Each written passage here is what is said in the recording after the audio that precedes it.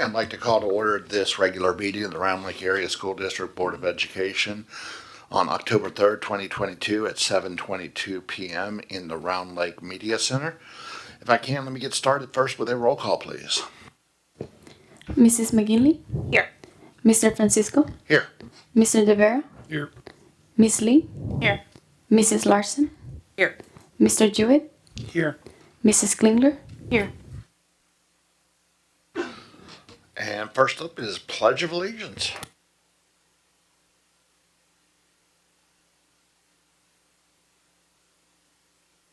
Allegiance to the flag of the United States of America and to the republic for which it stands, one nation, under God, indivisible, with liberty and justice for all.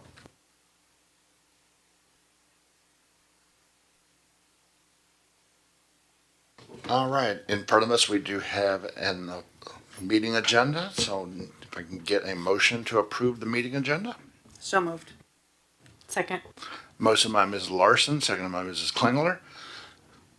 Questions, roll call please. Mr. De Vera? Yes. Mrs. McGinley? Yes. Mr. Francisco? Yes. Mrs. Klingler? Yes. Mrs. Larson? Yes. Mr. Jewett? Yes. Miss Lee? Yes. Motion carries. We have an approved agenda, and first up are communications to the board. It looks like we have our PAC update for tonight.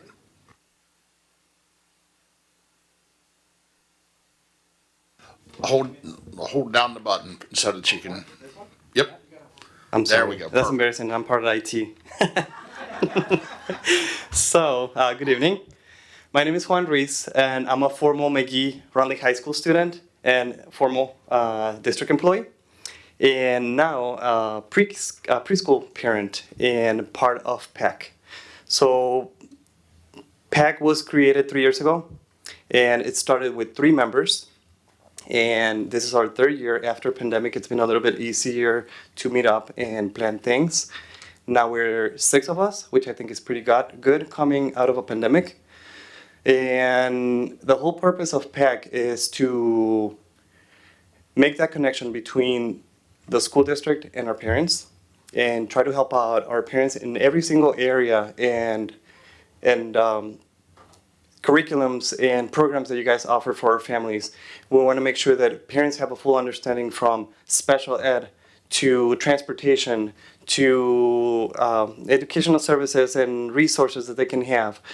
And we've been meeting up, and our first guest was Dr. Apgar. He actually explained to us the mitigations of COVID this year, which was really nice. And our future plans is to meet up with a lot of you guys and talk about what the plans are for the district, what things are we offering for students, make ourselves as parents accountable to help you at our households, with our students, but also make administration accountable for the services and expectations that we have as members of the community. So that is PAC. It's been a pleasure, and hopefully next time I have more information for you guys.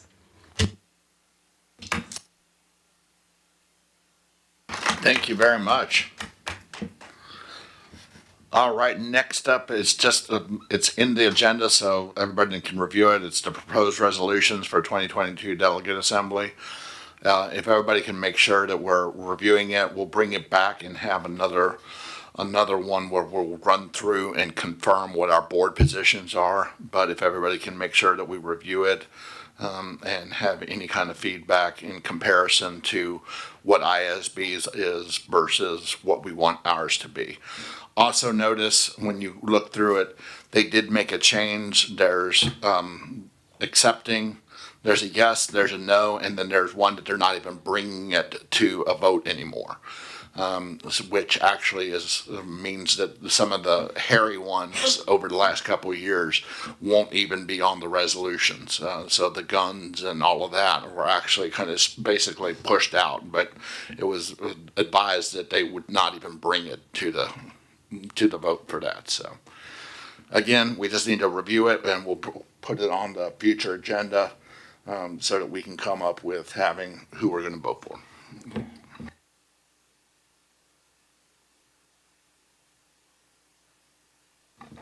Hello. I think I was pointing at you and not looking straight up. Okay.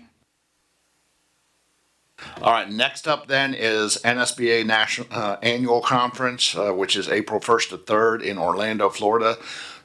We have 3 slots, so again, we've got to remember, and I'm fine because I know I went on the last NSBA before all heck broke loose, which was Philadelphia. We were all scheduled to go to Chicago, but of course that one didn't happen, and everybody's had the opportunity on the virtual ones. So for the 3, who I know, Peg, you haven't gone in forever and a day. So, and yeah, right. So yeah, Jen and you were the last ones were the ones that haven't gone the latest. You went to San Diego, right? You two went to San Diego, so then basically it's probably you and Kevin. 'Cause No, I you went were to San San Diego. Antonio. Oh, you were saying, okay. So then you're up next to be in that 3 with them. If you can make April 1st to 3rd. As of right now, yeah. Okay. Then I think that the general consensus there will be it'll be Peg, Jennifer, and Kevin to be the crew to head down to Mouseland or whatever is left of Mouseland after the storm last week, and prayers to them for putting everything back together. So that'll be it. Those 3. If anything changes with schedules, please let Yanira know ASAP so that we can try and find alternate substitutions.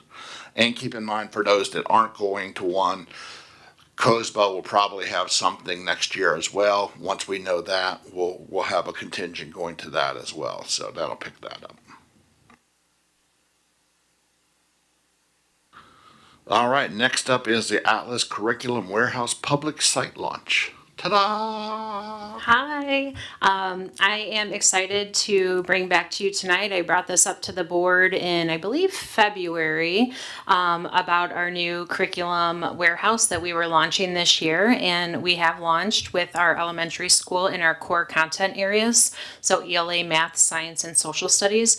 And one of the features that we liked about the curriculum warehouse was the ability to have a public facing portion of the warehouse. So now that we've gotten through the school year, we've been able to launch that feature.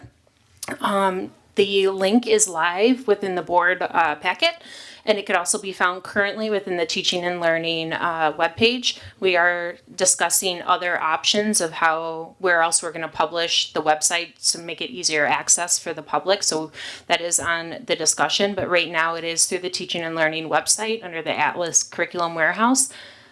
What you see for each of those content areas is a portion of the unit plan. So it's not everything the teacher sees, but it gives a framework of what the timing is of the unit, the study of the unit, the standards that are there, and gives an overview for the parents for each of those 4 content areas. As noted in the memo, we are continuing to build out the curriculum warehouse for other content areas, our specials, ENL, special education, self-contained courses, and so forth. And we still intend on launching our core courses for secondary next year as well. Are there any questions? Yeah, I do have a question. So as a parent, I can access this, right? So when you note that other places or could be found, I know we launched that like parent, no, Heather's not in here, but there she is. There's that like parent page that we created. Could we not put it there? We absolutely can. Okay. I just want to compliment you. Like, this is not normal. And the fact that we have all this information in a transparent way for our families to literally see what are we expecting our kids to know and be able to do. It's just clearly laid out. And I think it's a tremendous resource. So thank you for making that available. Yeah, it absolutely is. That's why as a parent, I want to make sure it's easy for me to find. I know you put it in the teaching and learning page, but I know we just created that parent page. So again, trying to make that one-stop shop for our parents. So I just want to make sure it's easy for our parents to find. Absolutely. And we are looking at, if you noticed on the right-hand side of the page where we put the district information, we're also discussing what other information we want on that page. That might be helpful to bring us back to the district, maybe information on our mastery learning and standards-based grading a little bit that's tied to the curriculum. So we are looking to expand. And as also noted in the memo, we are working with RLAS. They do have a Spanish, like kind of toggle translate, although it won't translate the unit plans because this is pulled directly from what the teacher sees, but that welcome page. But for now, we did translate it in-house so that way we could launch for our families tonight. No, I think it's great. Thank you. Great job, thank you. All right, next up is our Round Lake Athletics Summer Update.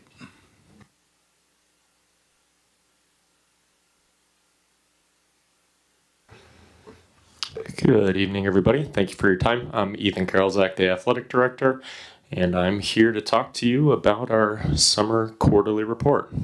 I'll be back in like 2 weeks to talk about our fall quarterly report.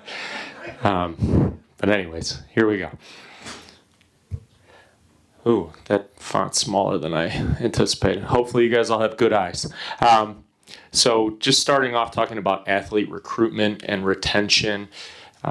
This was one of the best summers that we've had in recent years in terms of not only the number of kids who registered for camps, but also the percentages with which they were attending camp on a daily basis. You can see our soccer and wrestling camps were at 90% attendance, and a number of them there in the 80s. So something that we're pretty excited about there.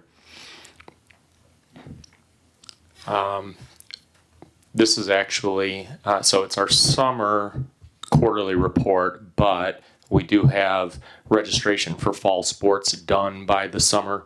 The fall season actually starts in August, so I thought I should include this also because it's good news. We had 32, math is not my greatest, 32 additional athletes registered for fall sports in comparison to last year. So a couple that highlight almost 20 more for football, and a significant increase in the number of varsity cheerleaders. So all good things there. Some of the things that we've tried to, excuse me, some of the things that we have tried to start since my coming to the district in July, just focusing on not only a unified culture, but a positive culture of student ownership, student agency, student voice. And that all started with our kickoff night in August. Big success, extremely well attended. Got a text message from Tanya McCain, who's our Booster Club president, at like 11:30 that night saying that I did the math, but it was a 1,000% increase in the number of concessions sold. So if we're looking for a metric on how many people were there, from the year prior. So along the culture lines, this is something that I got to do this again today, actually, but something that you see at a lot of the schools that we compete against. When they honor their seniors, they get a poster, a nice poster that is put up. And that was something that very early on we committed to doing for all of our senior athletes and all of our sports. When this presentation was put together, we had not yet done it, but there's a mock-up of one of them if you look in the lower right-hand corner there.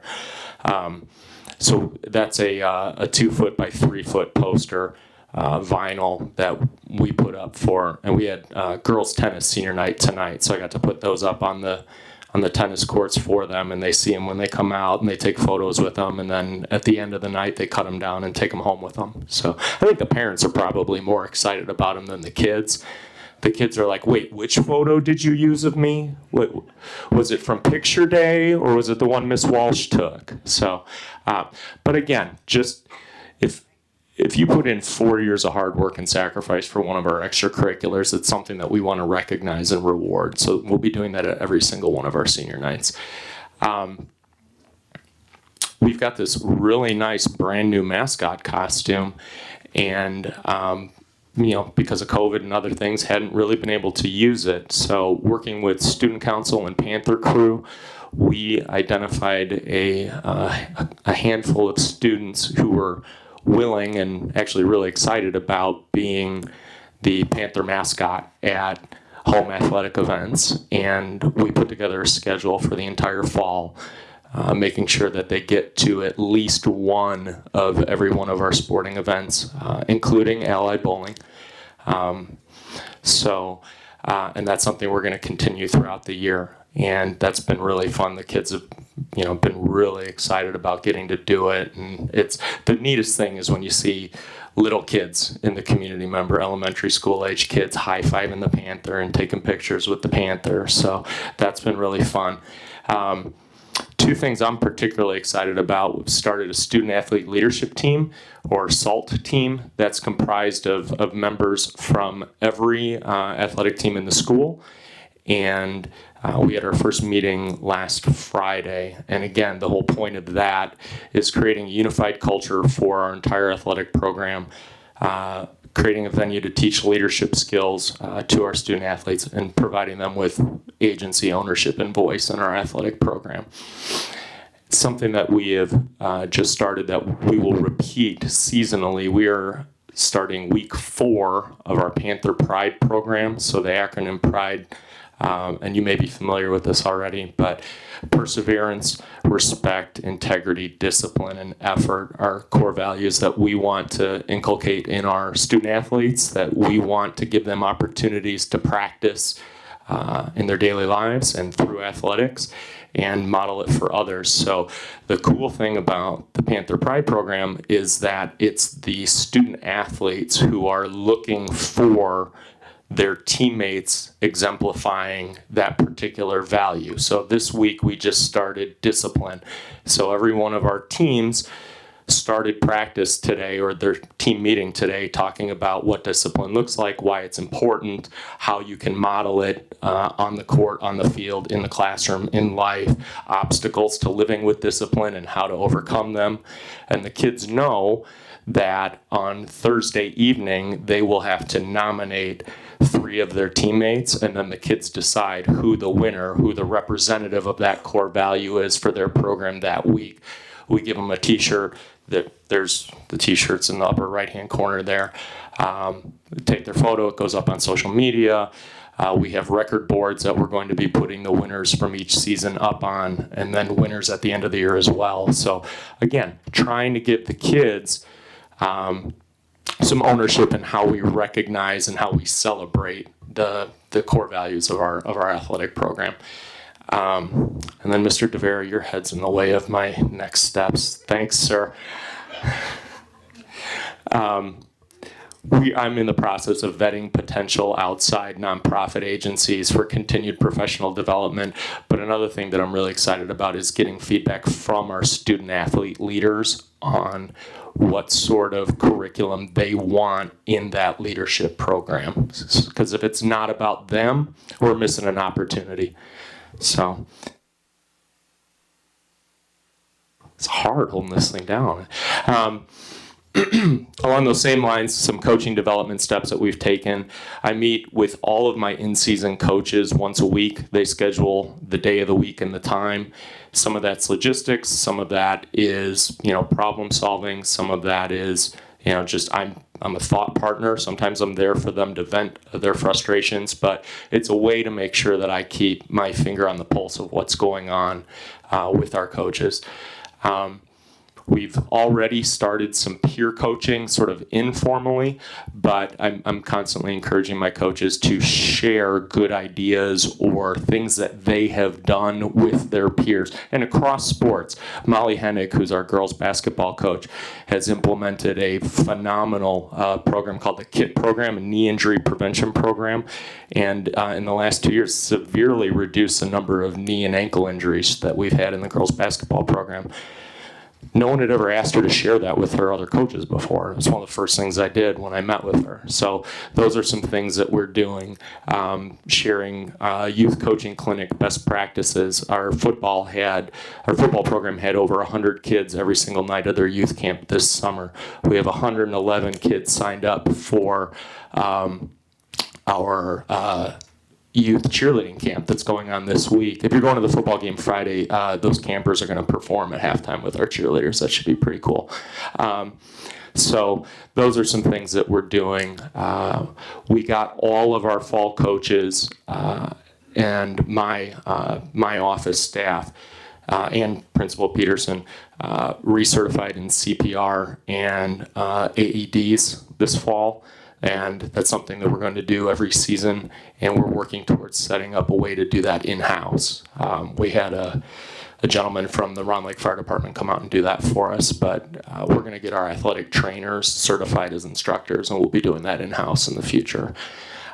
Next steps as far as coach development goes, again, vetting potential PD partners and obtaining feedback from our coaches on their areas of needed growth so that we can continue to improve the service that we give to our student athletes. Some outreach and community partnerships. Some of you have already gotten to hang out under the new VIP tent that we have at our home games. That's been a really fun addition, I think, for alums, for community members, the board, VIP, sponsorship partners, etc.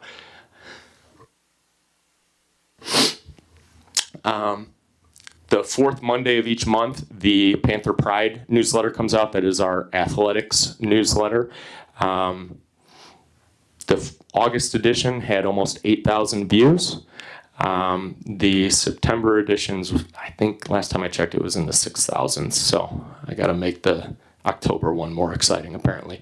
Our social media analytics. This is Twitter, Instagram, and Facebook through Loomly.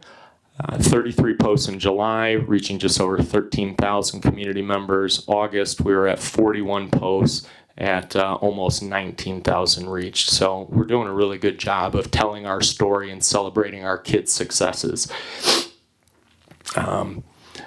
Partnership with the Round Lake Spartans. As I mentioned before, we had over 100 kids in the youth camp this summer.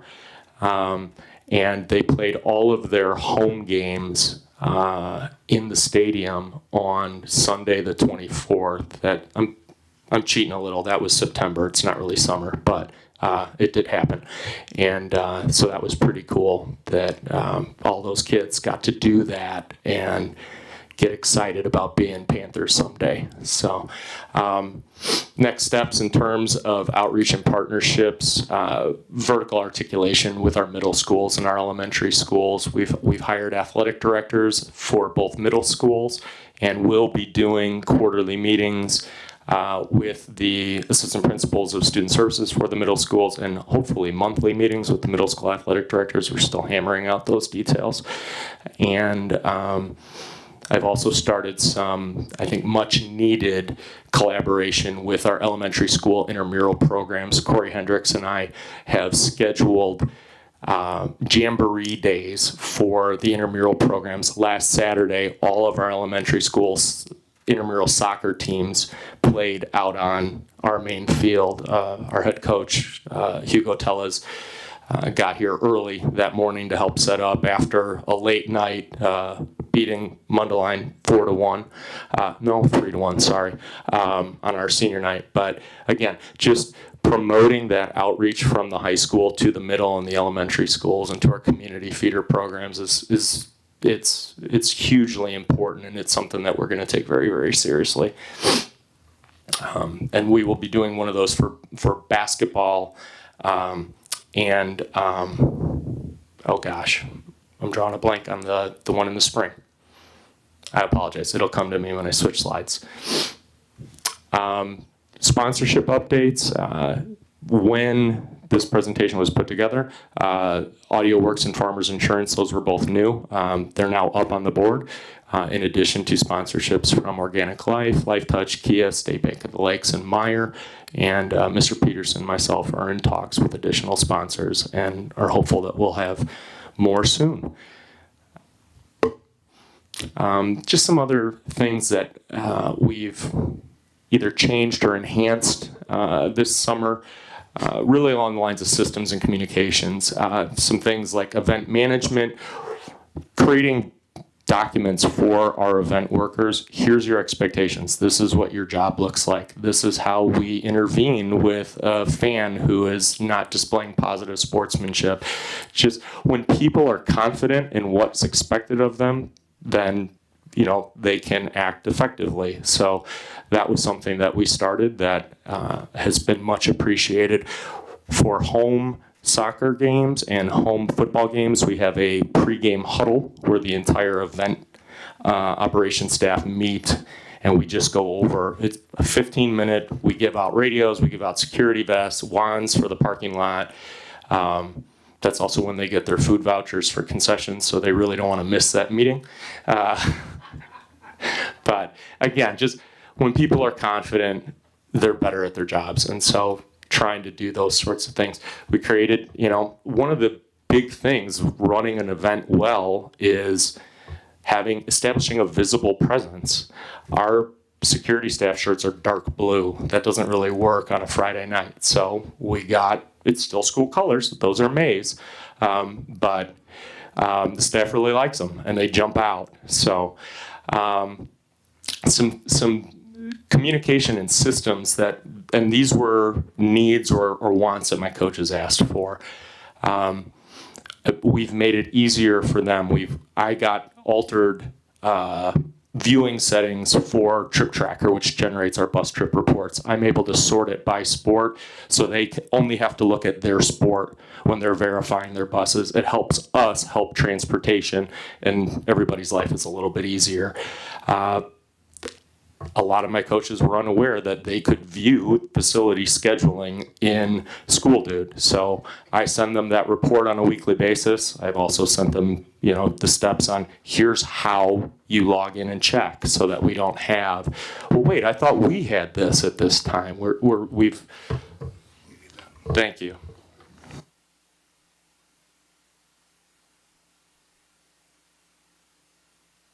Using that nice branded water bottle too. Yeah, you like that? Is that better? Sorry. This one I'm really excited about. Just some things that we've done with student data and Infinite Campus. And this ties into the next bullet point about increased collaboration with operations and student services, but also with our nurse's office. When you would go into Infinite Campus to check whether or not somebody was an athlete, you'd have to click into 2 or even 3 levels to find it. We put a flag in where you type a kid into Infinite Campus and boom, there's a little green trophy right at the top of the screen. You know right away they're an athlete. So it's the nurse when a kid is turning in a physical. They know I have to get a copy of this to Laura Ramirez. It's one of our deans when unfortunately one of our student athletes makes a poor decision. They know I have to loop in their coach and Mr. Karolzak for a code violation. So just trying to, be a little bit less siloed so we can give 360 wraparound support to our athletes, but also increase the level of accountability for our athletes. Next steps, continue to improve data collection as it relates to student athlete success. Bear with me, I'm almost done.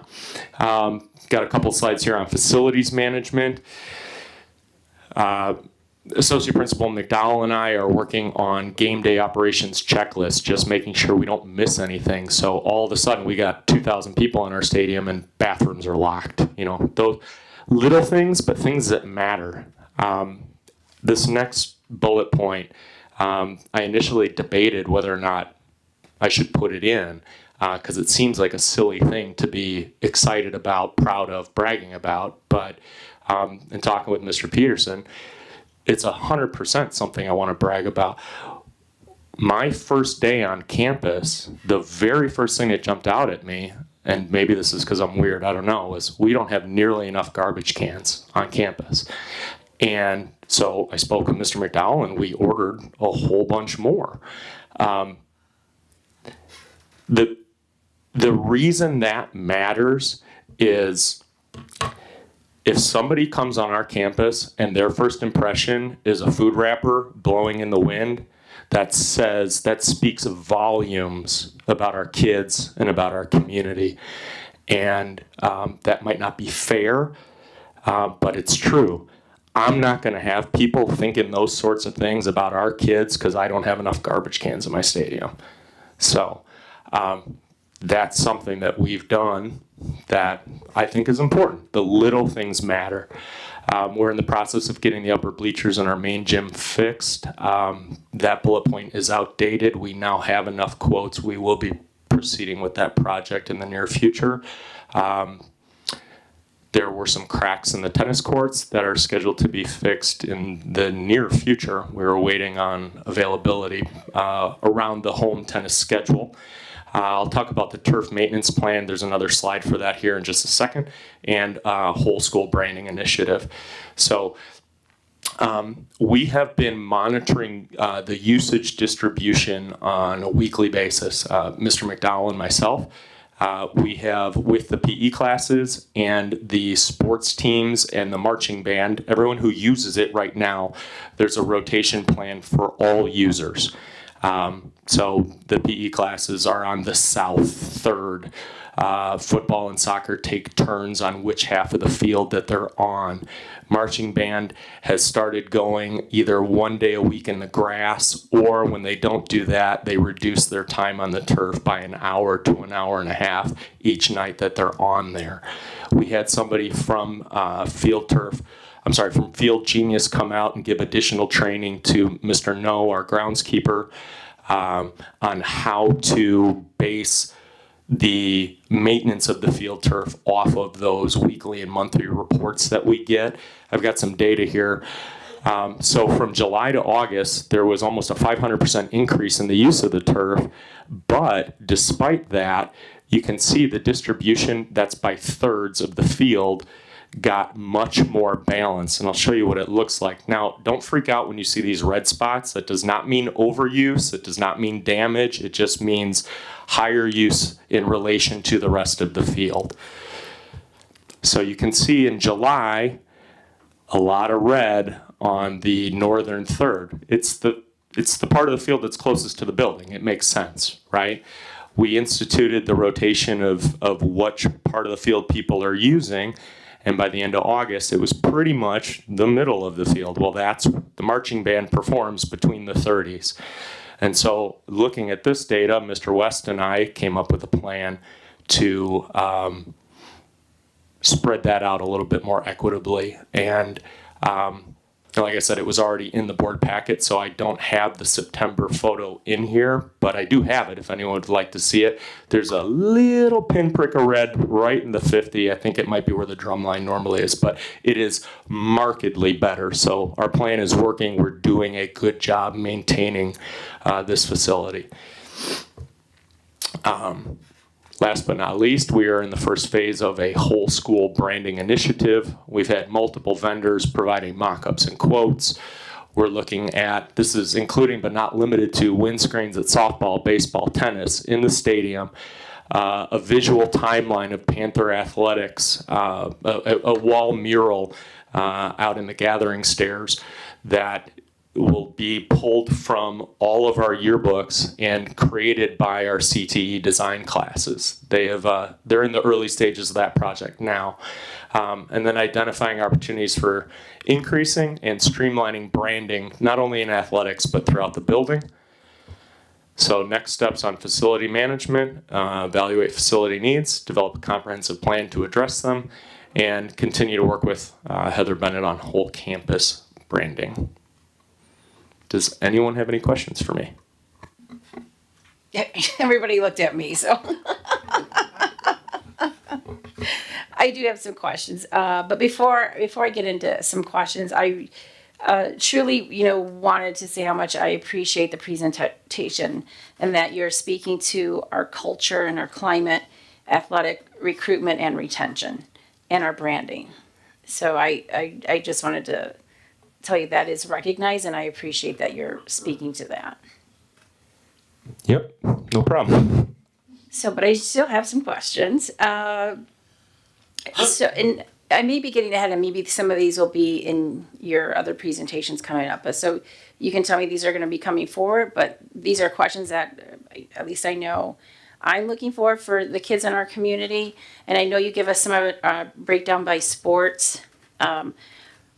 And you're talking about recruitment and retention. Is that recruitment and retention also going to include, and I know you speak to like, I know you reached out to like Spartans, but is that going to include like AYSO and ATYB for baseball, softball?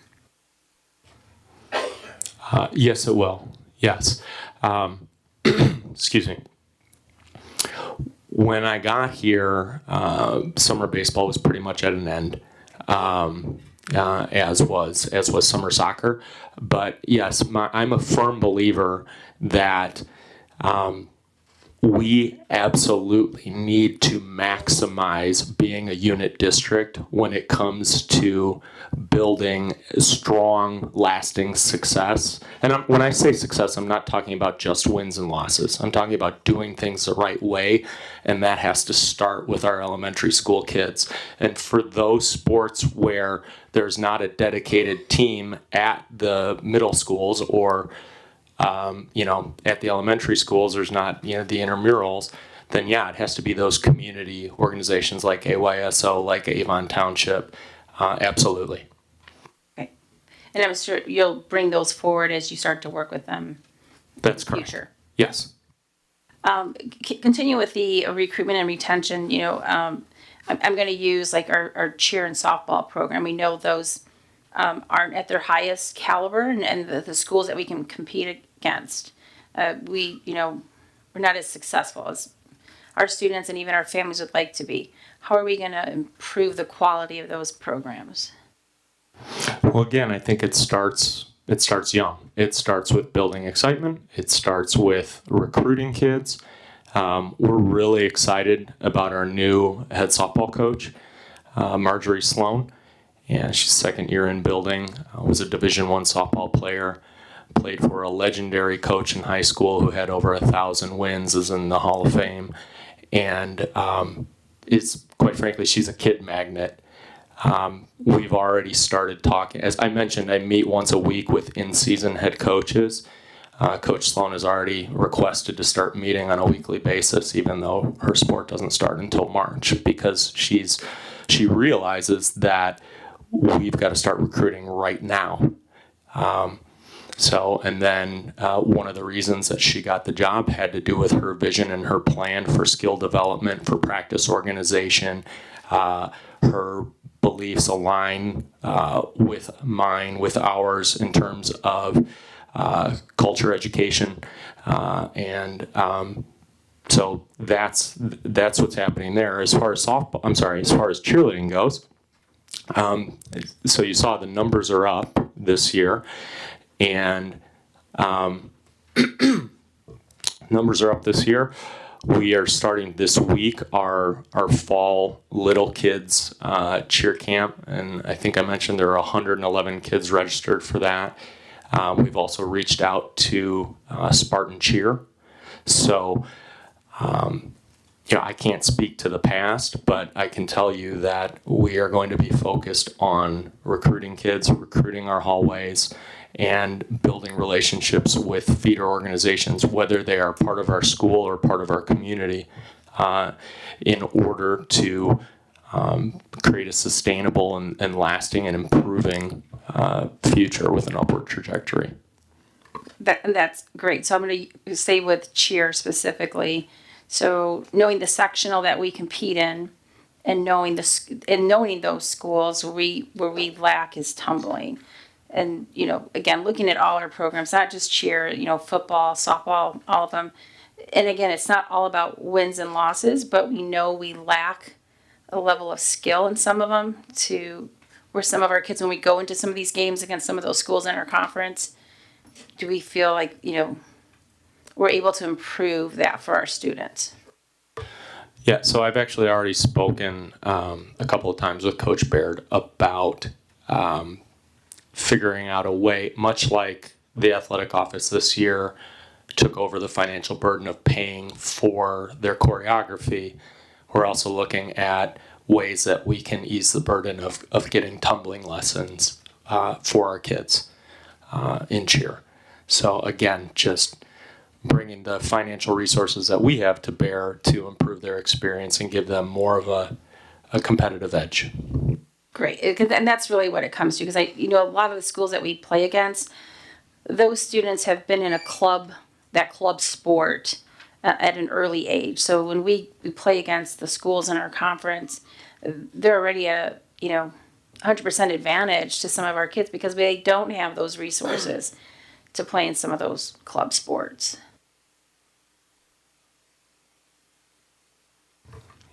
Yeah, and that's fair, and that's a reality.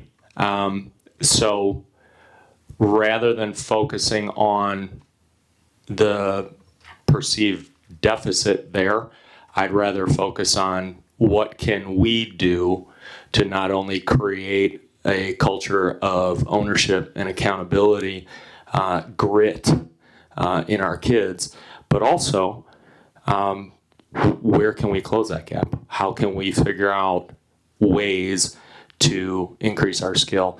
And if it means I'm using parts of my budget, I have a part of my budget for professional development. Sometimes it's a matter of getting the coaches a little bit more training.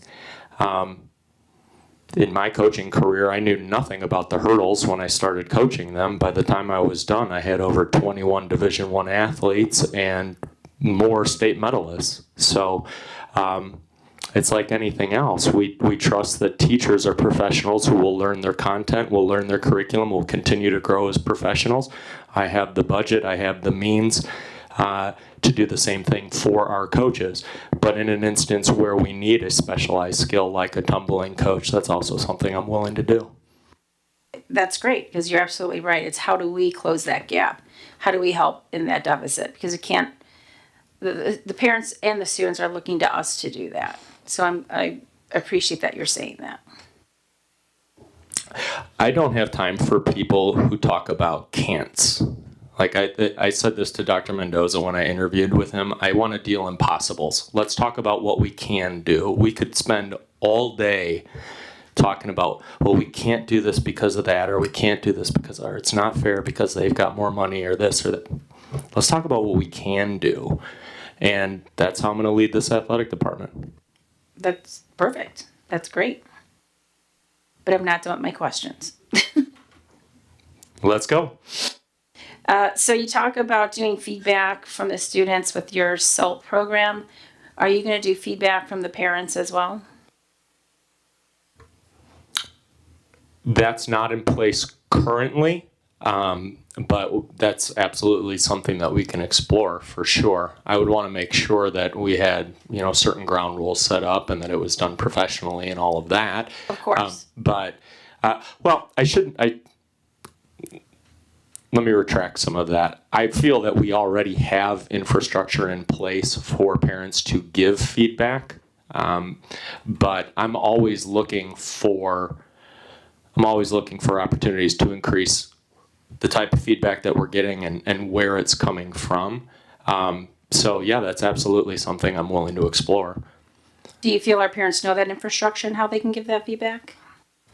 Honestly, probably not as well as they should yet. We did have a fall sports parent night in early September where I did talk about the chain of communication and the types of things that you can and should reach out about, and who and how to reach out for those things. That meeting was extremely well attended, according to people who had seen those meetings in the past. It was standing room only. We literally ran out of seats. But no, I'm not naive enough to think that that's SALT it and everybody knows everything they need to know. That's something we have to continue to work at.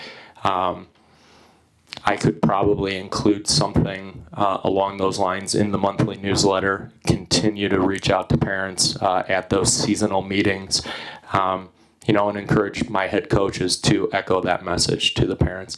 It's something that's going to take some time, but I'm a firm believer that if we're going to do this right, it has to be a family affair, and that means our kids' families. Absolutely. That's why I'm asking. How do we know? You said there is that, but do our families know? And you're right. Part of it's educating them. Great. Going to. I just wanted to comment on the social media. I know you have numbers in here, but I was at some events in the community over the weekend, and parents were complimenting on the posts from the athletics, seeing what the kids are doing. Again, not all about wins and losses, but what they're doing and seeing all the programs. So I just wanted to share that feedback. That's good to hear. And then again, I wanted the systems and communications. I'm glad they're going to go to yellow shirts, because it is hard to know who's security when it gets dark and they're wearing those blue shirts. Is that blue, black? What are they wearing? So again, I think you did a great job on this presentation. A lot of data. I'm sure there's more to come, and I know I'm going to have more questions moving forward. But you mentioned that there is a September slide or September data usage for the field that you didn't have. You said you'd offer to send it. I know I'm interested, and it looks like Mr. DeVera is interested in seeing that. Yeah, probably if we could just have that add in one of our weekly communications. Yeah, just because if I send something to one, everybody should get it. So you can absolutely. You can just get it to me and we'll get it to them. I send communication weekly. It's perfect. Okay, that sounds good. I was intending to have a slide updating that every quarterly report, but if you want it more frequently than that, I can just send it to Dr. Mendoza. Well, let me No, ask. it's fine. It's just because you said you had September. He's going to put that in. I was just really excited. I was just really excited that it's working. In the next one, then it's fine. Yeah, Ethan, if you put that in your next slide deck, then don't worry about sending anything. Exactly. If it's going Sounds to be in the good. next one, then yeah, it's fine. I didn't know you were going to have it for the next one. Then that is Yeah, more than. in the fall report, it'll be in there. The tennis courts, the cracks, I know because I talked to Dr. Lamping because that came up during the construction. I know that's all covered. Yes, Superior Paving is going to be doing some repairs, and we're just coordinating a date. Okay, and I just want to make sure that the board is aware that fix is from the initial construction, and that is being taken care of under that. Yeah, sorry, I didn't mean to cause a panic there. Yeah. That's all right. I want to make sure the board's aware because it's been an ongoing conversation. It has, but in full disclosure, they're not saying that anything was done wrong. They're in good faith going to repair some of the major ones, but it's been verified that they used the mix that they said they were supposed to use. It's just an anomaly or whatever, and they're fixing the major ones. Yes. That is, like I said, it's a great presentation. Those are the questions I have currently. I know and I know this is only summer. So as fall and spring come along, I know based on what you'll present, I'll have. Hey, there's a winter season in there. Excuse me, there is a winter season. I know I'll have a lot more questions that you present on football and stuff. Those are, again, great presentation. Those are just some of the questions that I wanted to at least put in front of you as you move forward with your presentations. Absolutely, yeah. No, so moving forward, the fall, winter, and spring one, there will be a recap of each team's season as part of that presentation. So, All right, thank you. thank you. Thank you so much, and I just want to say I'm stoked about the trash cans as well. It's very excited, so thank you. And the little Thank things you. do matter. I just wanted to thank you as well for the great presentation, and I'm really excited about the direction you're taking this program and your enthusiasm for all of it. So I just want to say thank you. Well, thank you. It's a team effort. Definitely a team effort. Great job. Thank you. Thank you very much. And thanks for including Allied. That's a big deal. Thank you. Huge.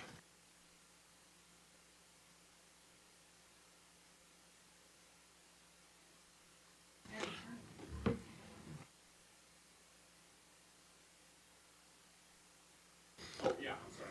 Yeah, that Lake School. Thanks, Chrissy. Allied Senior Night, Saturday, October 15th. Can we just Lake ask School, if we can get that on our calendar, please? for everybody online. All right, thank you for that. And next up is just a FOIA report. Any questions from the board in regards to what we saw on the FOIA report? Hearing none there. Next up is to review the contracts under 1,000. We had a couple there. Any questions from the board to the administration on those? Hearing none. Next up is public comment.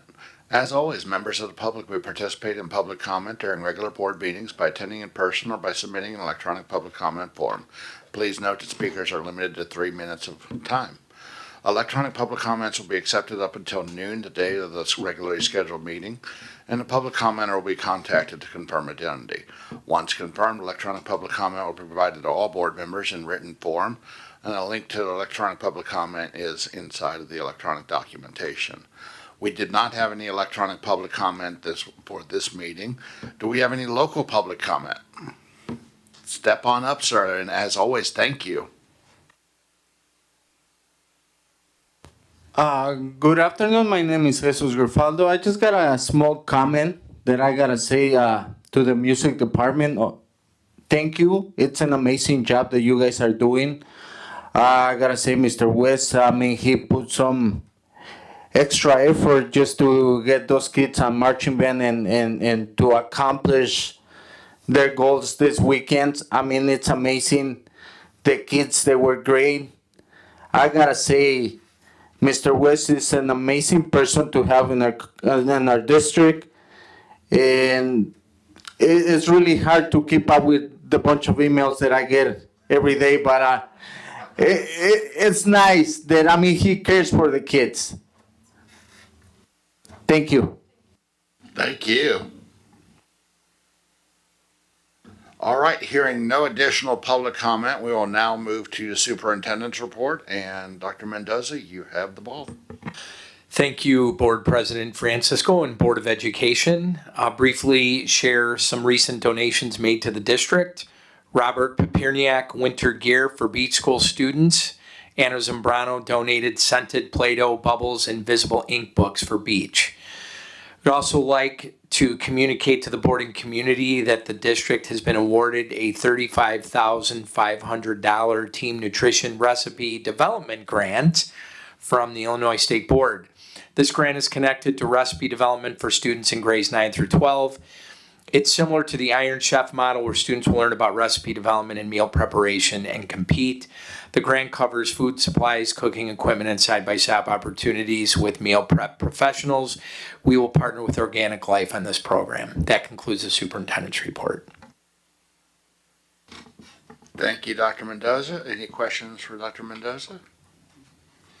Hearing none, we will now step into committee reports. And first up on that was the Finance Committee update from tonight. Well, the Finance Committee agenda will also be on our agenda later this afternoon, evening. I do just a quick highlight, and again, I'll provide more information when the administration presents. It's an opportunity for the district to apply for a grant.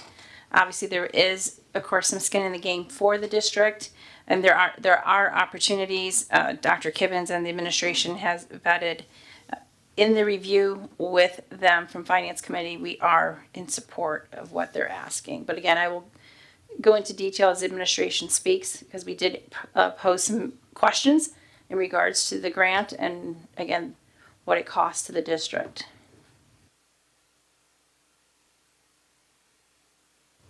Thank you. Thank you. And next up is Community Engagement Committee update. Okay, so we actually had a full agenda this evening. I'm sorry we ran a little long. if you look at the agenda, we actually swapped it a little bit.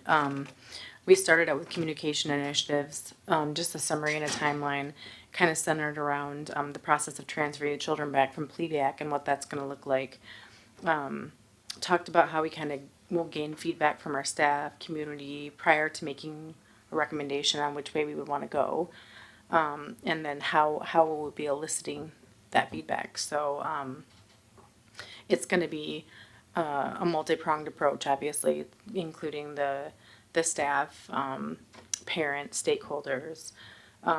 So that's, we have kind of an idea on the timeline of how that's going to look before we present the options and then the one that we would suggest. So the next thing we did actually was the Rosalind Franklin University. We actually had Dr. Hector Rosago, I hope Rosgado, excuse me, join us along with probably, I would say, between 15 and 20 parents and students. He presented a presentation regarding essentially the discrepancy between children that have maybe a social, economic, like depressed circumstances as opposed to children that are financially sound and the resources that they have. So he talked about programs that they offer. There are 5 programs that they are offering, and they're created basically to increase diversity for underrepresented students. So the one that he focused on, there were 2 that he talked about quite a bit, but one in particular was Science Saturdays. He talked about how they test in the beginning and test at the end, how the program works, and basically said that the program is successful because the children are very committed, but the parents are also committed and very supportive. He said that the children at the end are given basically like feedback that they would give for the program, and 100% of them would have either highly recommended or recommended the program to their peers. They offer it twice a year. It's around $50,000 per year, but it's funded by grants from Illinois and from the university. They said that Round Lake is actually a main source of their students that they are receiving. They get students from all over, so all North Chicago, Zion, Waukegan, just by way of some examples. So the other one that they talked about is the Inspire program, and essentially Inspire program is a branch off from Science Saturdays, and what they do is pick 4 students from the Science Saturdays based on commitment and support of their family. The students are actually given a salary when they participate in this particular program and work from Monday through Thursday doing research for the university. All of the students that they have had so far have gone on to higher education or working in the field. He mentioned several of the students had master's degrees or had become physicians or doctors. He gave a specific shout out to Round Lake for the supportive community, which I thought was kind of a point of pride. He said they get around 12,000 applicants per year, but only about 200 are accepted. And the students that participate in that program and the Science Saturday 2 times are part of the Inspire. So basically we kind of had feedback from some of the students that were actually part of that particular program. Several of them had gone several times, and actually several of them have taken part in the Inspire program, which I thought kind of was a little bit of a shout out for Round Lake because it's such an exclusive group of kids that go. And they said that they basically specialize in STEM studies for master's and doctoral programs. That there are 29 programs that they focus on, and they are all related to health, but it is designed specifically to encourage underrepresented communities to engage in science more. So I thought it was, we did have to kind of dip out because we were holding up the meeting here, but I just thought it was a wonderful testament to our community and how we recognize that there's areas that the children are maybe not receiving as much support in as they could be, and that we're trying to find ways around that. So that was kind of the recap of that. More to come on obviously the communication initiatives with Bliviac, but it was a great meeting. Definitely look at the packet when you get a chance. And that's all I have. Thank you. Any questions from Ms. Klingler? All right. Hearing none, we will then move on to some approval of open meeting minutes. I need a motion to approve the minutes of the September 19th, 2022 special meeting. So moved. Second. Motion by Ms. Larson, seconded by Ms. Lee. Roll call, please. Mr. De Vera, Yes. Mr. Francisco, Yes. Mrs. McGinley, Yes. Miss Lee, Yes. Mrs. Larson, Yes. Mr. Jewett, Yes. Mrs. Klingler. Yes. Motion carries. I need a motion to approve the minutes of the September 19th, 2022 special meeting. So moved. Second. Motion by Mr. Jewett, seconded by Ms. Lee. Any questions? Roll call, please. Mrs. Klingler, Yes. Mr. Jewett, Yes. Mrs. Larson, Yes. Miss Lee, Yes. Mr. De Vera, Yes. Mr. Francisco, Abstain. Mrs. McGinley. Yes. Motion carries.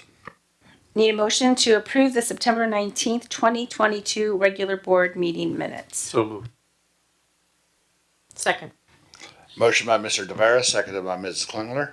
Any questions? Roll call, please. Mrs. McGinley, Yes. Mr. De Vera, Yes. Mrs. Larson, Yes. Mrs. Klingler, Yes. Mr. Francisco, Yes. Miss Lee, Yes. Mr. Jewett, Yes.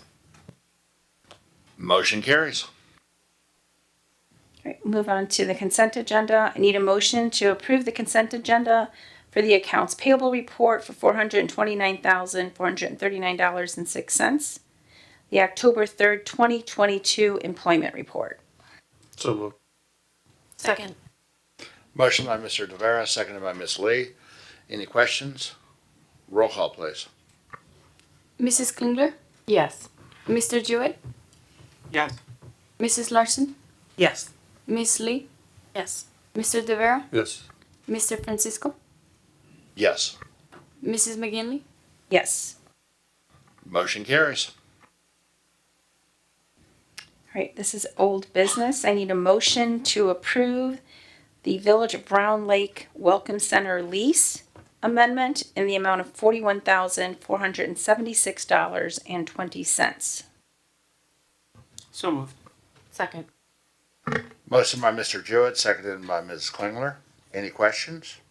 No questions, but I just wanted to remind the board, this had come to finance at the last meeting. It is a 4-year lease, but we do have an out pending any changes we make in the footprint of the district or should the construction of extension of Cedar Lake Road.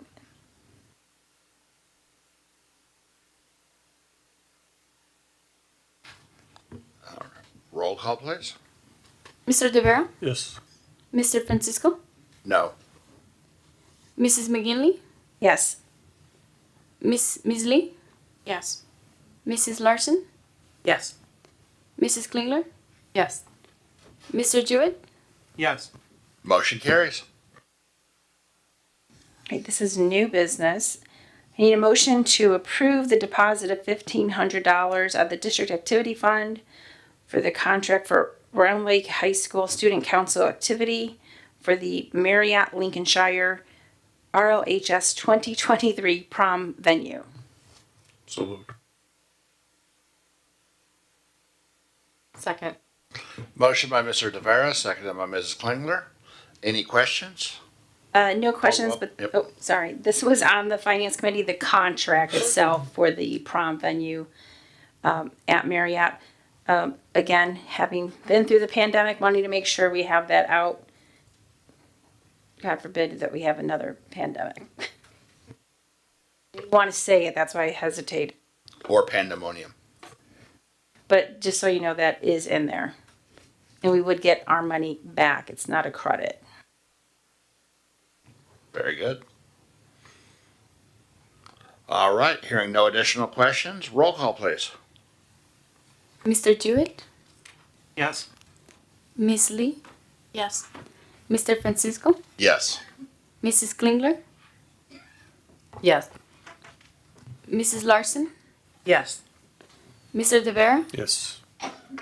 Mrs. McGinley, Yes. Motion carries. I need a motion to approve the contract for the Me Amigo concert scheduled at Ellis Elementary for Thursday, October 6, 2022, in the amount of $1,800. So moved. Second. Motion by Mr. Francisco, seconded by Mrs. Larson. Any questions? Roll call, please. Mrs. McGinley, Yes.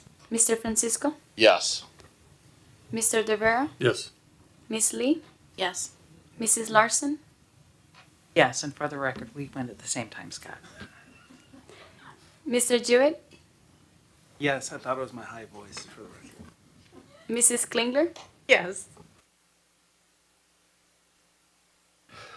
Motion carries.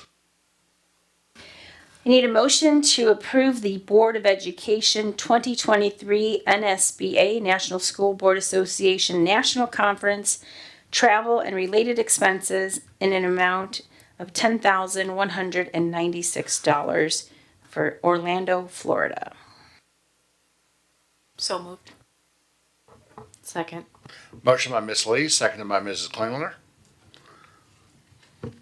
Hearing no questions, roll call, please. Mrs. McGinley, Yes. Mr. Francisco, Yes. Mr. De Vera, Yes. Miss Lee, Yes. Mrs. Larson, Yes. Mr. Jewett, Yes. Mrs. Klingler, Yes. Motion carries.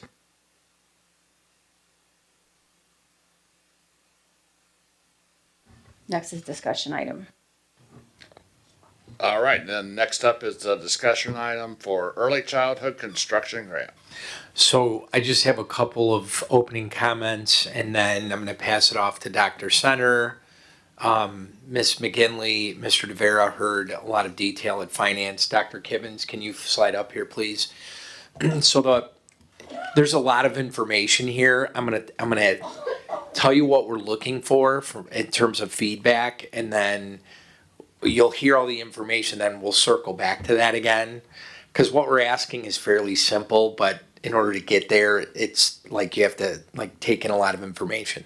What we're essentially looking for, we're not asking for a vote, but we're looking for general consensus from the board if you're agreeable or if you support Susan, Dr. Center, and her team hitting the send button, submit button for the grant application. With the understanding that when we find out if we have secured the grant in December, we don't have to take the funds. We can send them back. There are some dependencies. If we expand the early childhood, the options that Dr. Center will share means that the central office has to go somewhere. Well, we don't know where that is right now. I also want Dr. Kivens to talk about, and you don't have to decide this tonight either, a funding option to assist with this and some other projects that, I'm thinking of the DRIP process. You get the information now, you can think about it. We'll probably talk about it multiple times before you have to make a decision. And then the only curveball is when you hear what these options are, there is a possibility that I might be securing some private funding, which would change which option we actually submit for. I want to make sure you're okay with that because Dr. Sana will share more details. We can't do partial submissions. We can't submit for this option. If we don't get it, we take this option. It doesn't work like that. It's an all for nothing grant.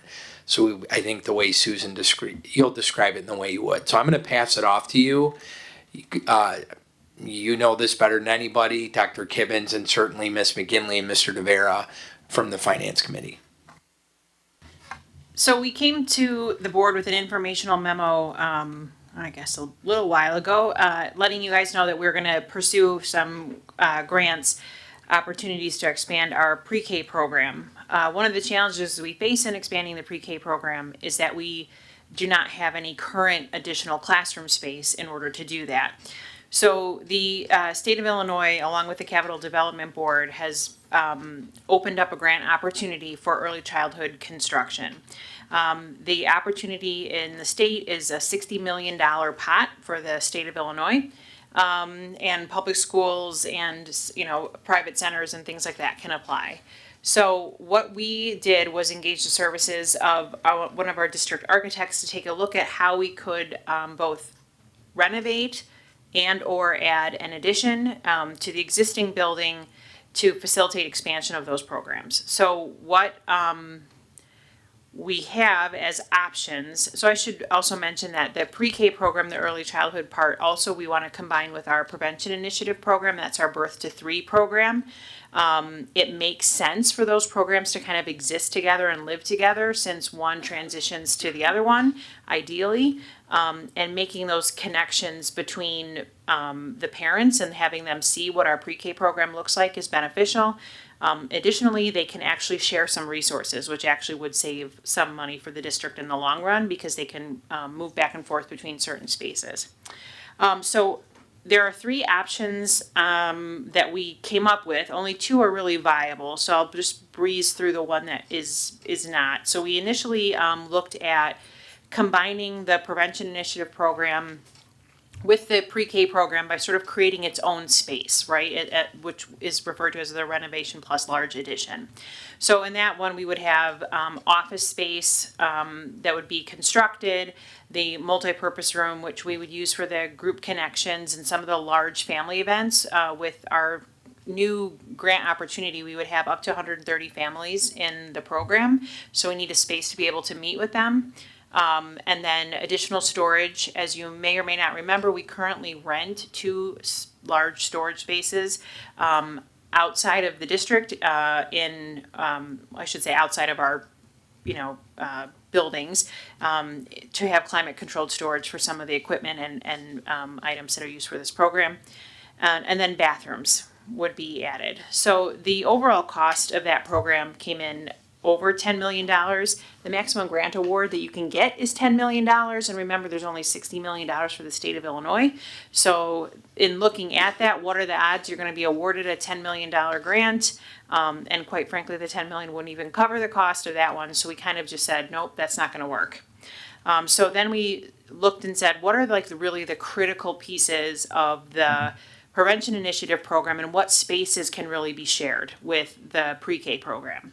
And so that's where renovation plus small addition came as an option. So that is the multi-purpose room, which again, that's used for those large family events. It's an opportunity for kids to kind of go in and have access to equipment and toys and educational materials, to play the small lobby and reception area because you have to attach one building to the other building, so there will be space there for that. Storage, which as I mentioned, we need, additional bathrooms, and then it will create an entrance where the current connection is to where the ASC entrance is. It would be placed there. That would allow us to add 4 additional classrooms to serve approximately 80 students in our pre-K program, and we would be able to fit our prevention initiative staff and the functionality there in the existing back end of the pre-K building, which is the ASC currently.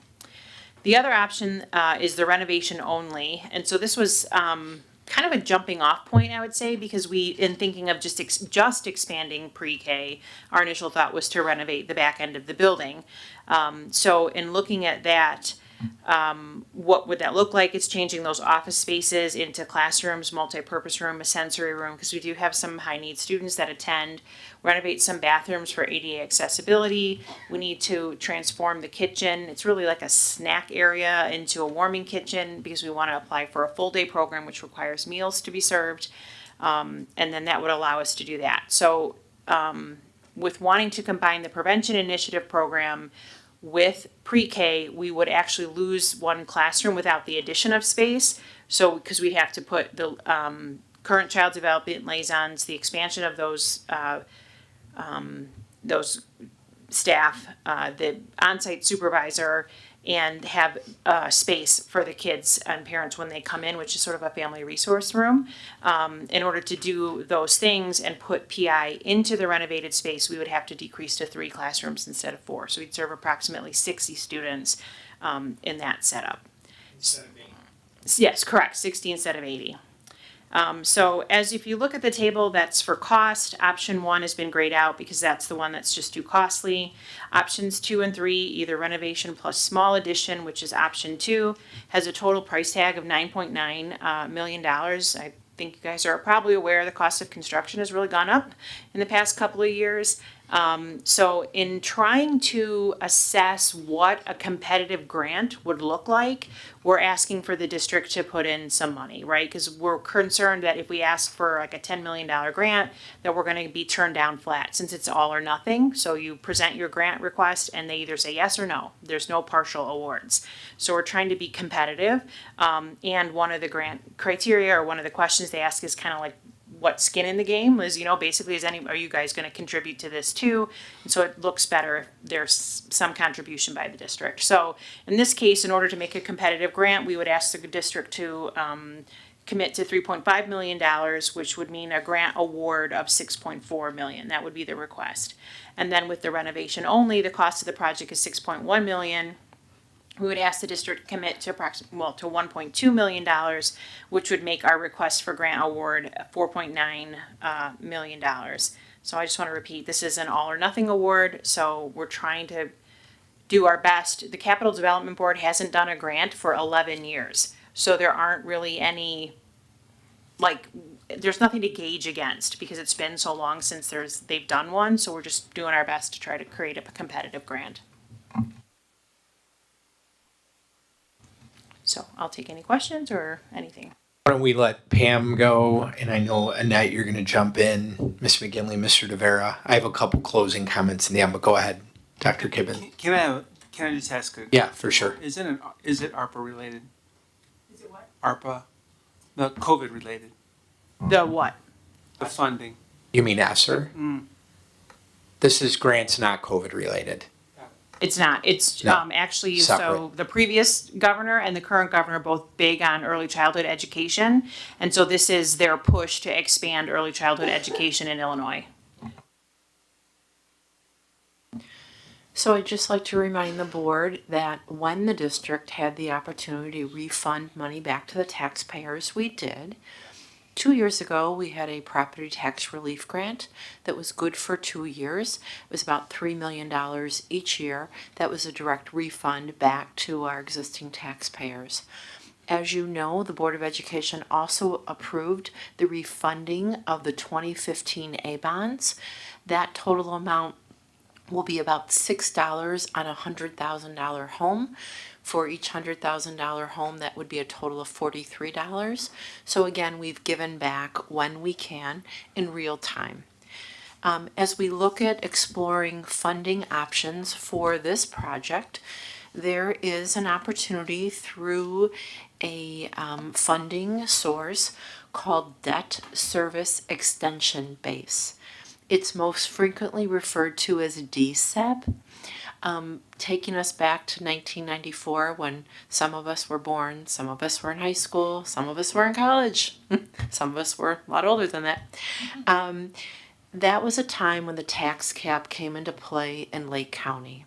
And many districts throughout the state were going out and really increasing their debt limit because they knew over time that would be the measure for where they could go after additional what we call DSEB dollars. Round Lake didn't do that. They didn't do that. They stayed within their means and they chose not to go out and do that.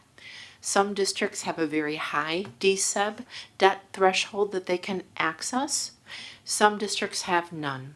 The way that's accessed is through what we call non-referendum working cash general obligation bonds. The process that we would use would be very similar to that of the budget hearing, the tax levy, or even the hearing that we went through with the refunding of bonds.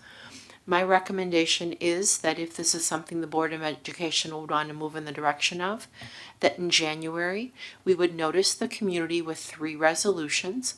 Those resolutions would be what we call a BINA resolution.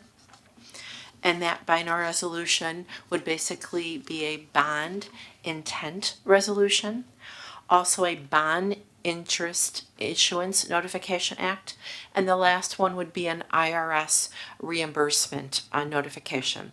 When we look at our existing debt limit, it would be that the district would have eligibility to access about $3 million.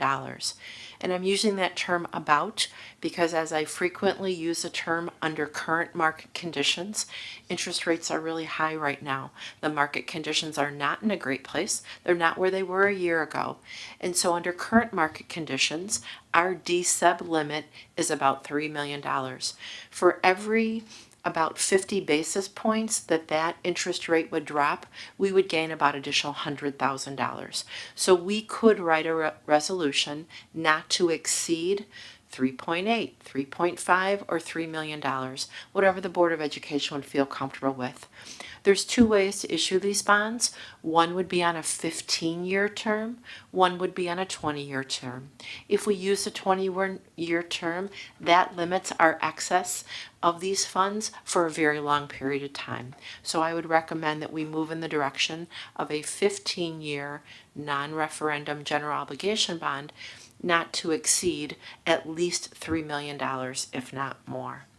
When we look at what that would cost our taxpayers on a $100,000 home for the 15-year term, it would be $233.63.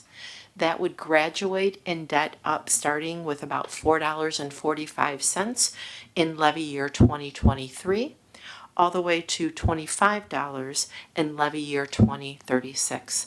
And again, if there was ever an opportunity to refund these and refinance, we would certainly do that.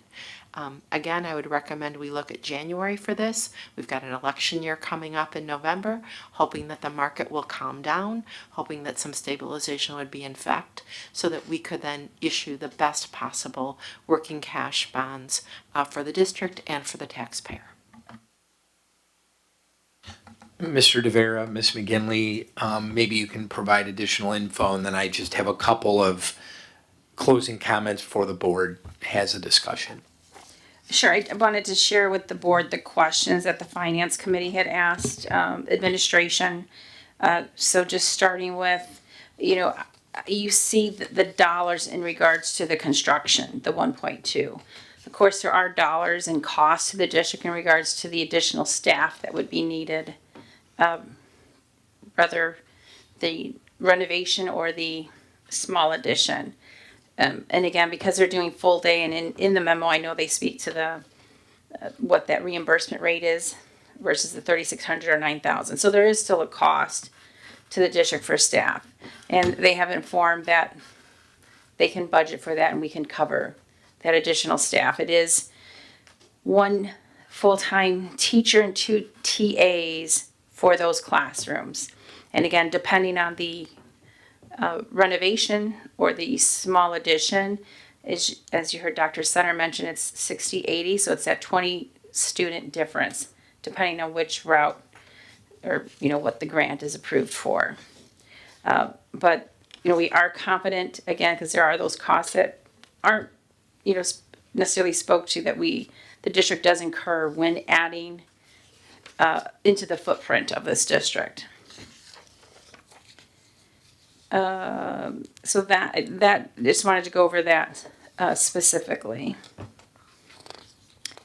As to the 2 options of 2 and 3, the renovation or the small addition. Bless you. You heard Dr. Kibbins talk about the DSEB or the debt service extension base. There is, and I know this is not new to the board, but we have a long list of needs and things that need to be attended to in this district, and things that are already currently on the docket for the district with the Murphy project, the parking lot. The beach parking lot. We have the beach library classroom conversion that'll be happening. And, Dr. Lamping was great in giving me the laundry list of stuff. There's also the Murphy elevator. The Murphy needs a cafeteria, other asphalt and curbs within the district. Of course, as the board knows, and we've spoken previous meetings, bringing back our plebeiac students into district. As again on the agenda earlier, the lease with Round Lake Village and where the Welcome Center will go, where will the administrators go, where will the ASC go? And we could go on and on in regards to that. While 1.2 million, and again, we just also did the budget, and we know we have a good reserve, and there is money. And this grant gives opportunity for us to service greater students and a greater amount of students in our district. The 1.2 million, and when we look at the needs and again, I was just saying these are the things we need to do in the district. How do we fund that with things that already we've been trying to plan for or prepare to do? That debt service extension, the DSUB, gives us that opportunity. In talking with Dr. Kibbins, Dr. Mendoza, and the administration, if we did the DSUB, and again, it is, you heard Dr. Kibbins mention the impact to, it's all of us, our homeowners in this community. It's $233.63 for 15 years. So you could do 15 or 20. It is, did you talk about the 15, 20? I apologize if I missed that. The 15 years recommended option. As Dr. Kibbins said, the year 2023, it's $445. It stays under $10 into year 2029. It's the year 2030 where it goes up to the highest cost of $27.39. Where then again it graduates down to the year 2036 of $25. Now again, as Dr. Kibbins again mentioned, we had the property tax relief grant. We did the refunding of some A-bonds, again, to help our homeowners. So, we didn't do that not knowing this would happen. I mean, those are things that we do with being fiscally responsible as a board. So again, this gives us opportunity to bring in those dollars, and if it is the 3 million or 3.8, whatever that's going to be, we have to speak to how we're going to spend that money. It's not like doing a home, equity loan. You get the money and you can decide. We have to decide up front what that's going to be. So we know it would be the options here, and then depending on what that is, we could talk to what those other dollars would go to.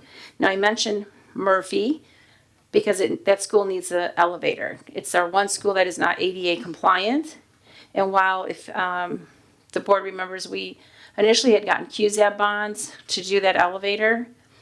That didn't cover it because the elevator came in at a cost of over $1 million. So unfortunately, we couldn't use those QZAB bonds for that. They were used, but they weren't used for what we had hoped to do. And of course, Murphy again is the only elementary building without a cafeteria. They have to coordinate that space well between gym and lunch for those students. But again, there's a list of things that can be done. So we would have to decide on what that is. If we do the debt extension service, using even just that $3 million mark, that gives the opportunity to expand the footprint for our pre-K program, birth to childhood, and get some other of those things done while not having the greatest impact on our budget. Question. What, if any, impact will it make, depending on which, because there's two options that we're kind of thinking about relating to plebeiac. Will that affect this at all, do you think, depending on which way that goes? Does not. There's no impact. Because of space? No? So if you remember that chart that I shared, we had the green arrows. And one of the things I told the board is that happens regardless of anything else. We've got to get the plebeiac kids back. We have that planning process is directly related to that. this would not impact that. Whether or not we expand the footprint of the EEC or not, the kids are coming back from Pleviac and they're not going to the EEC. So it doesn't have any impact. Right, they don't share the physical space, so if that's the question. No, more like, I guess financially, like if it goes where we decide we're not gonna do the consolidation of the grades and it's just gonna be K through 5, does that affect it in relation to the other? So well, there's the consideration of space, right? So in moving students back into either model, right, in the presentation, I just reviewed it. That's why I know this off the top of my head now. But we had talked about if we were in the K-5 model with the current enrollment configuration or enrollment projections, we would need potentially 5 mobile classrooms. And with the partner schools model, we would only need 1 mobile classroom. So if that's like in terms of cost, I think that would be, if that's what you're thinking about, that's where there would be in returning kids potential. Is your question how that affects the budget and all the planning, which is why we're looking at the debt service extension.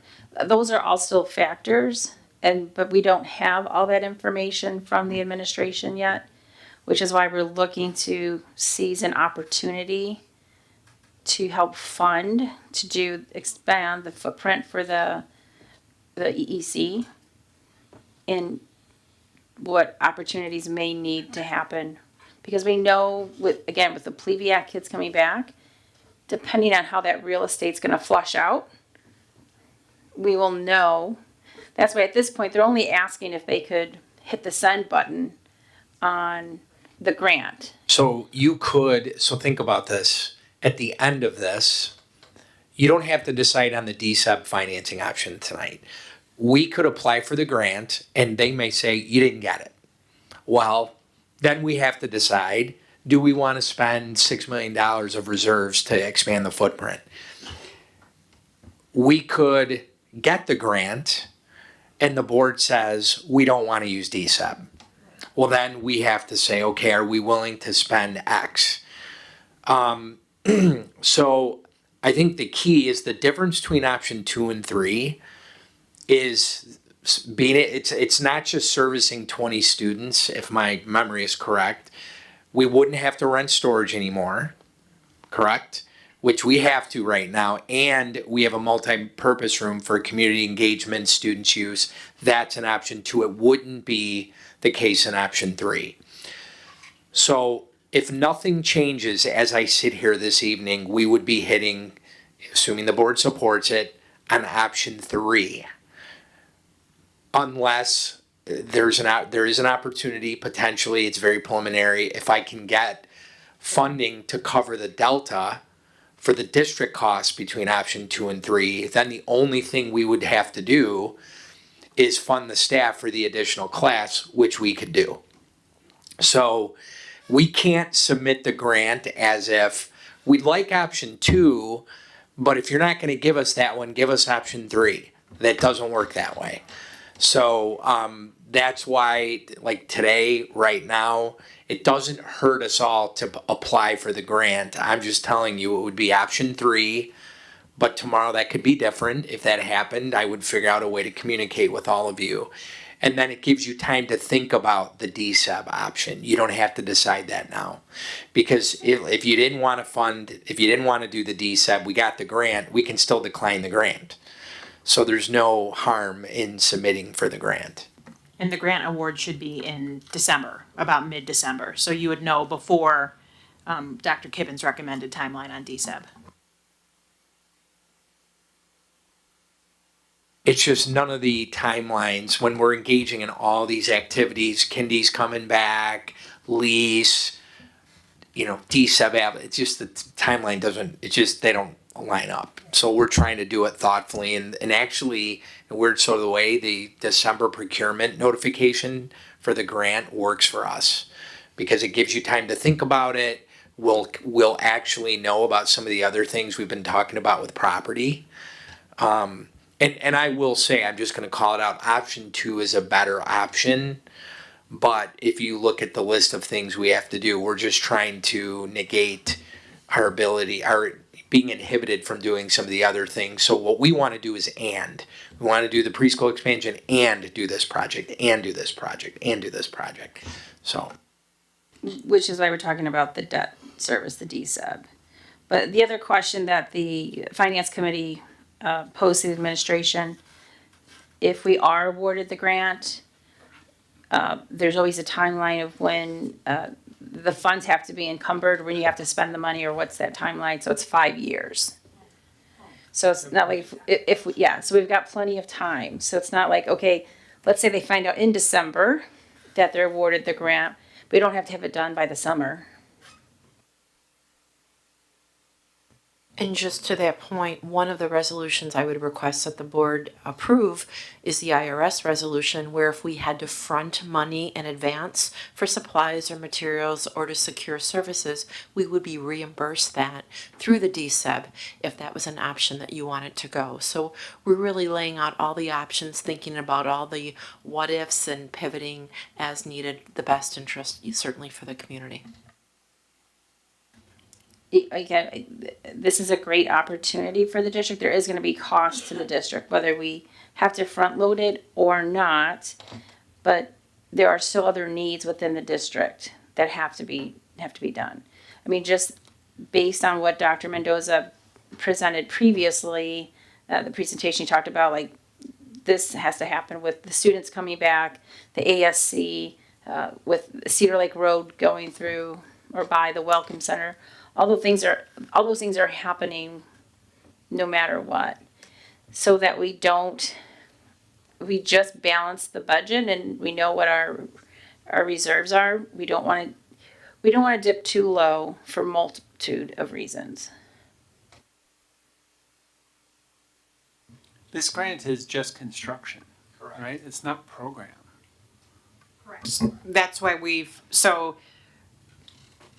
weirdly, we applied for 2 grants 3 years ago that we just got awarded just a month ago. So that one of them is the expansion of our PI program, and PI is almost entirely covered by the grant. So there aren't staffing costs to the district with the exception of the administrator who runs the program. But everything else is pretty much covered. The pre-K program got a half-day expansion for 80 students that we don't have any place to put them right now.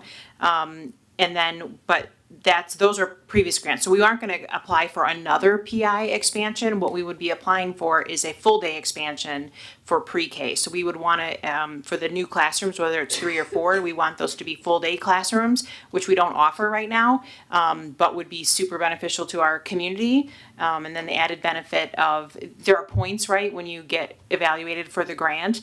And so we're, again, trying to make a competitive grant. So having a full day program is extra points, combining pre-K and PI is extra points, right? There's just stuff we're trying to make sure that we have a really competitive bid. So we would not look for a half day expansion, we'd be going for the full day. So that's the other grant we would still be submitting for. And that's that $9,000 per student reimbursement. The PI's prevention initiative, because we have the public listening as well. A lot of technical speak in here. 5 So years is there to any- expend the funds. is there any, Long time for construction. I know. So is there any objections at this point to having us submit the grant with the current information that we shared? If something changes, we would communicate with you. I certainly would never do anything to the contrary. And part of it was to get the approval to do this, but also we wanted to spend time walking you through because it's a lot. So hopefully you found it beneficial and informative. So.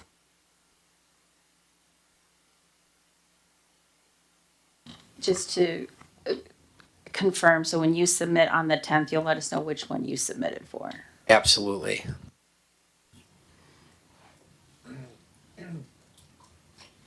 All right, well, hearing no objections, then absolutely we are moving forward with that, so great job there. And next up then will be positive occurrences. I got one. I'm going first. Well, it's kind of a double-edged sword. The choir concert was awesome, super awesome. However, there were also two sporting events at the same time, like literally at the same time. So parking was kind of a hot mess outside. So I know there were some parents kind of complaining about that. So that was just, it was a busy, bad night. So that was, it was a double-edged sword on that one. And I, Hey Peg, just so you know, one of the things on the list is parking for the high school. Seriously, we know that's an issue, so. I figured. No, it wasn't. It wasn't a plan. It wasn't a plug. But I'm also looking forward to the band concert Thursday, which I hoped would maybe get broadcast.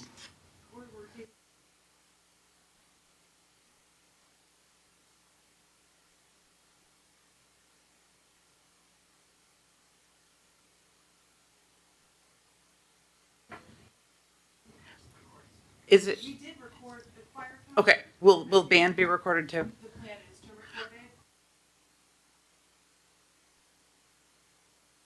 The power of the microphone. The power of the microphone. So the plan is to record it and then they're going to edit it and we can post it also. So we're not quite yet ready for the live streaming with everything new, but we're hoping to hopefully do something by Winter Spectacular. Crossing our fingers, hopefully. Yeah, I think we discussed it when we did the tour of the theater, right, with the new sound system. They would record stuff and post because they're not ready for live. Okay, Hope Springs Eternal. I can't be Absolutely. at the concert for my kid on Thursday night, and I went to the other ones last week. So Yeah, we're moving down that path. We're just not quite there yet.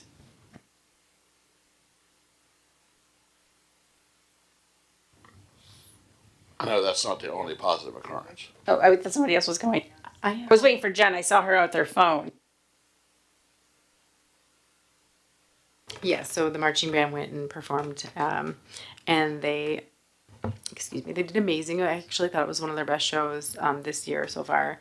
They did a really, they're doing West Side Story, and the level of competition that they've done is been upped. So a lot of the stuff is, they really are kind of doing an undertaking. So the moves are more intense. I feel like I'm very proud of them, but they did win Best Auxiliary, so the Guard won again. So they just represented and they did a good job. And I feel like they upped their game on their level of performance. So.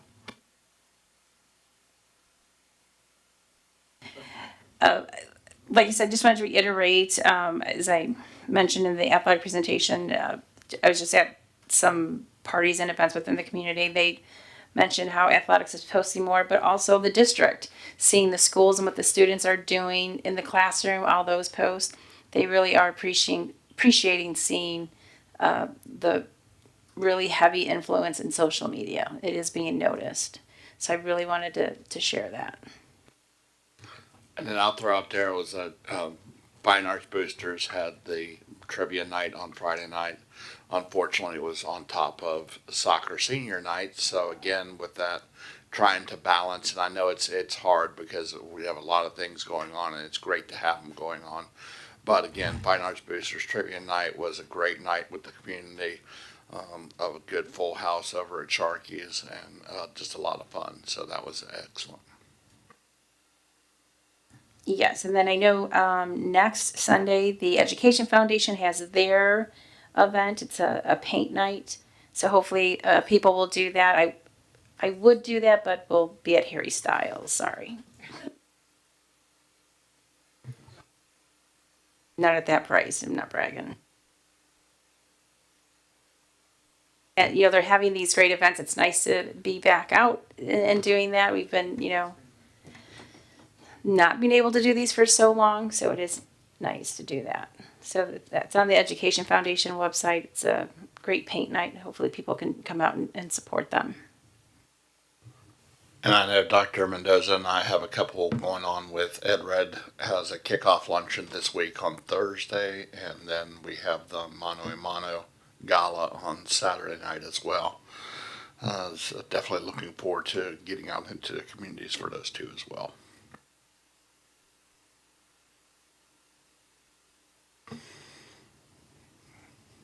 No soccer updates, Miss Lee. Okay, I was asked by a freshman soccer player, not mine, to give some press to the freshman soccer team. They unfortunately suffered their first loss of the season this weekend. It was tough, but they played really hard against some really tough teams. But they played with their heart. Not to be too mean, but their first and their second loss, right? Yes, their first and their second loss. Thank you very much.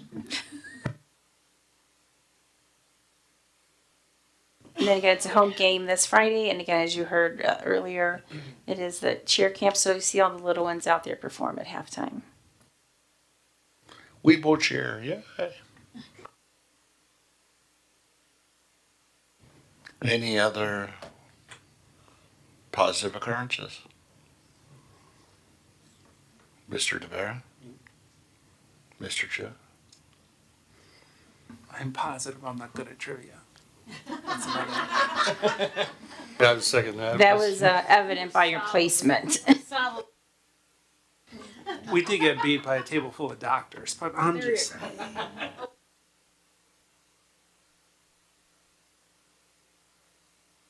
But I think our table placed higher than all the doctors. Indeed. Just saying, yes. Ours did not. Jealous.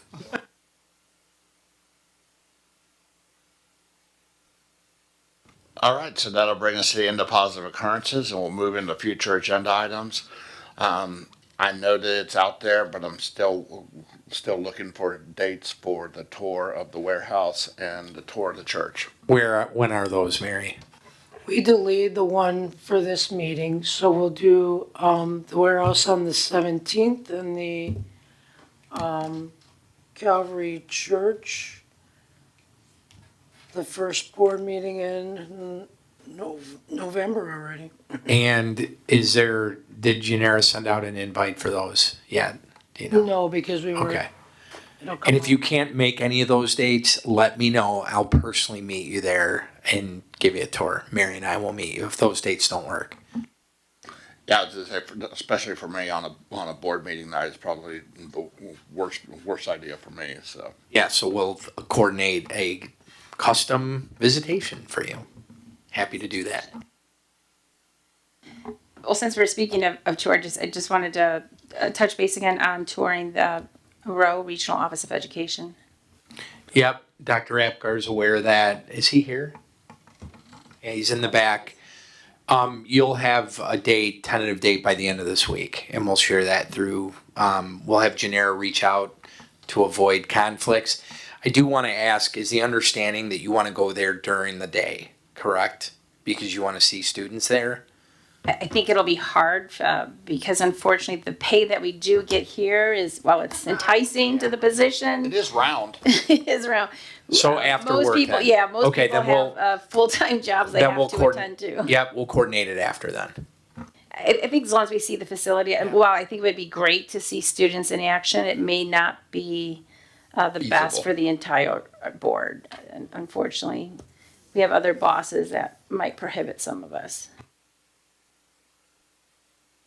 Scott doesn't, but And I'll throw in on just as a future agenda, just so you know. Looks like we're also in the Lake Division dinner is coming up in like 2 weeks? Question mark.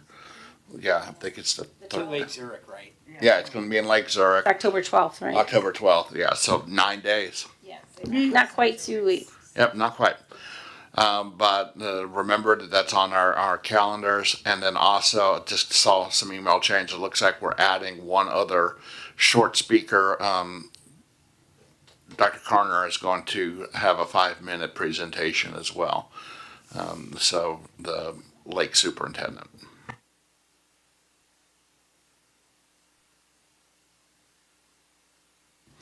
Anything else on future agenda items? I think we gave him enough this round. I think so. All right.